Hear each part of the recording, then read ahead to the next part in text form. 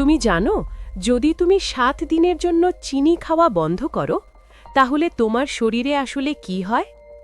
তোমার শরীর গ্লুকোজের ওপর নির্ভর করে, তাই চিনি না পেলে ক্রেভিং, ইরিটেবিলিটি, মাথা ব্যথা হতে পারে। তোমার ইনসুলিন লেভেল ধীরে ধীরে স্টেবল হয়, রক্তে সুগার ওঠানামা কমে যায়, ফলে এনার্জি স্টেডি থাকে। শরীরে ইনফ্লেমেশন কমতে শুরু করে, ত্বক একটু পরিষ্কার লাগে, ব্লোটিং কমে, ঘুমের কোয়ালিটি ইমপ্রুভ হয়, কারণ চিনি কমলে হরমোন ব্যালেন্স ভালো হয়।